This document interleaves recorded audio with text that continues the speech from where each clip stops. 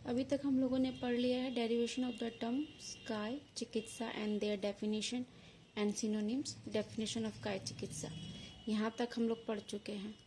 आज हम लोग पढ़ेंगे डेफिनेशन ऑफ भेषज, types and detail description of भेषज एंड चिकित्सा, नॉलेज अबाउट चिकित्सा चतुष्पाद। यहाँ तक आज हम लोग पढ़ेंगे काय चिकित्सा पेपर 1 पार्ट ए के पहले टॉपिक से। ठीक है, तो अब हम लोग स्टार्ट करते हैं। भेषज तीन टॉपिक आज हम लोग पढ़ेंगे, भेषज, चिकित्सा एंड चिकित्सा चतुष्पाद। तो चिकित्सा हम लोग बहुत अच्छे से पढ़ चुके हैं। अब आज हम डिटेल में पढ़ेंगे भेषज और चिकित्सा चतुष्पाद।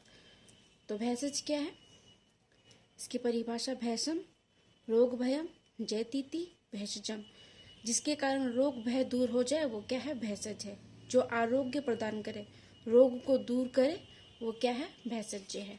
ठीक है, और पर्याय जो हम लोगों ने चिकित्सा के पर्याय पढ़े थे, पथ्य प्रायश्चित प्रगति स्थापन प्रवृत्ति प्रशमन, भेषज भेषज्य व्याधिहर चिकित्सित अगत जायु औषध अमृत, ये सब हम लोग इसके भी सिनोनिम्स में यही याद करेंगे। ठीक है, अब आ जाते हैं क्लासिफिकेशन, भेषज की क्लासिफिकेशन। तो आयुर्वेद का एम क्या है, उद्देश्य क्या है, रोगी पुरुष के रोग का निवारण करना, स्वस्थ मनुष्य के स्वास्थ्य की रक्षा करना। तो औषध का भी वही किसके द्वारा करेंगे, औषध के थ्रू, भेषज के थ्रू करेंगे। स्वस्थ मनुष्य के स्वास्थ्य की रक्षा और रोगी मनुष्य के रोग का निवारण करेंगे। ठीक है, अब आ जाते हैं औषध एवं भेषज क्या है। दोनों एक ही चीज है। औषध का मतलब होता है, औष का अर्थ रस है।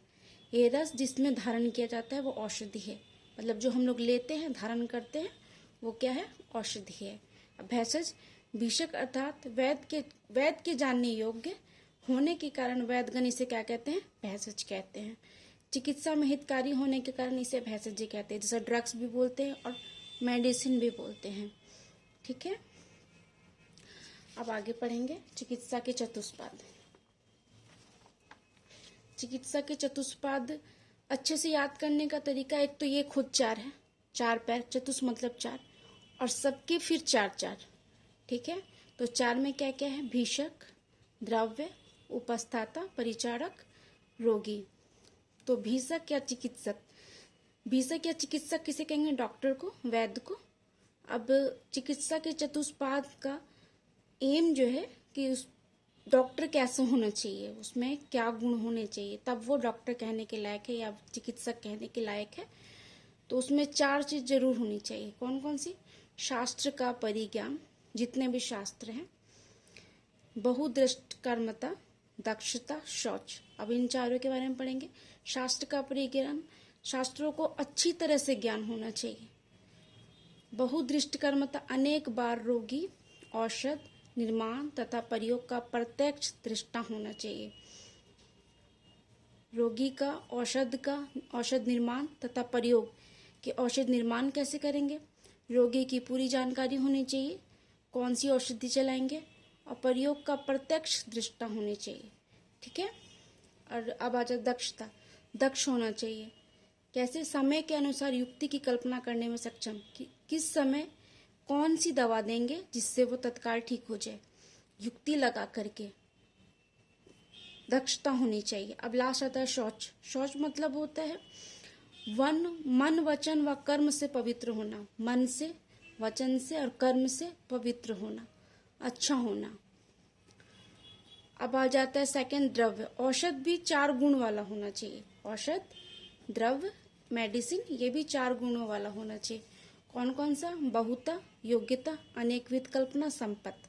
बहुता मतलब गुणों से, अनेक गुणों से युक्त होना चाहिए। एक ही मेडिसिन अनेक गुणों से युक्त होनी चाहिए, रोगों को दूर करने वाली होनी चाहिए, अत्यधिक सर्वसुलभ होने चाहिए और प्रचुर मात्रा में उपलब्ध होने चाहिए। अत्यधिक सर्वसुलभ मतलब बताया है मैंने, जहां आसानी से मिल जाए। ठीक है,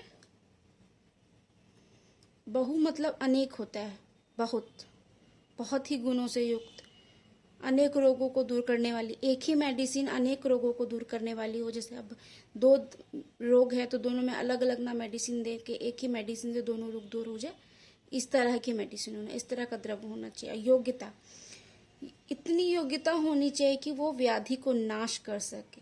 व्याधि नाश करने में सक्षम हो। अनेकविध कल्पना, एक ही कल्पना से, एक ही औषध से बहुत सारी कल्पना बनाई जा सके, जैसे स्वरस, कल्प, क्वाथ, चूर्ण, वटी, अवलय आदि कल्पना। ठीक है। संपत् संपन्न, मतलब एक द्रव्य, एक औषध कितने गुणों से युक्त होना चाहिए? गंध, वर्ण, रस, गुण, वीर्य, विपाक, जो हम लोगों ने द्रव गुण में बहुत अच्छे से पढ़ा, एक औषधि में क्या क्या होना चाहिए। ठीक है। तो ये औषधि द्रव के बारे में हो गया, चिकित्सक के बारे में हो गया। अब थर्ड पढ़ेंगे परिचारक उपस्थित। ये भी चार हैं, चार तरह से हैं ये भी। तो Paricharak, compounder, nurse, nursing staff, तो उसमें क्या क्या होना चाहिए? उपचार ज्ञाता, दक्षता, वृत्त, अनुराग, शौच। एज ए डॉक्टर की तरह ही, जैसे उपचार ज्ञाता, सेवा कार्य का पूर्ण ज्ञान, उसको सेवा कार्य का पूर्ण ज्ञान होना चाहिए। दक्षता, अपने कार्य में दक्ष या निपुण होना चाहिए। ठीक है। और वृत्त, अनुराग, रोगी के प्रति प्रेम प्रीति होना चाहिए, सद्भावना होना चाहिए। और शौच, आचरण में पवित्रता होनी चाहिए। ठीक है। इसके विचार हो गए परिचारक, नर्सिंग स्टाफ के। अब लास्ट आ जाता है रोगी। पेशेंट किस तरह का होना चाहिए?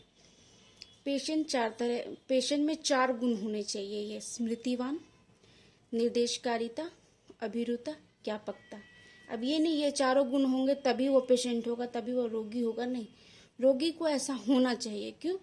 क्योंकि अगर स्मृतिवान नहीं होगा तो उसे पता ही नहीं चलेगा कि दवा कब कब लेनी है, कैसे लेनी है। स्मरण शक्ति अच्छी हो। निर्देशकारिता, जैसे चिकित्सक के निर्देशों का सम्यक रूप से पालन करने वाला, जो उसको औषधि बताई गई हो, जो भी निर्देश दिए गए उसको पालन करने वाला हो।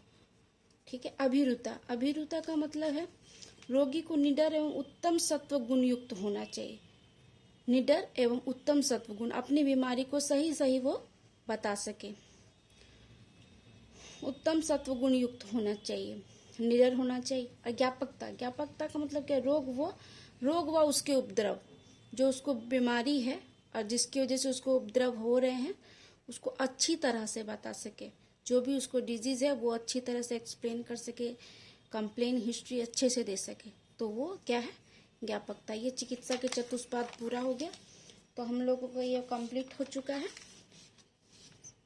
अब आगे हम लोग पढ़ेंगे, इसके बाद हम लोग पढ़ेंगे, यहाँ तक हो चुका है हम लोग का।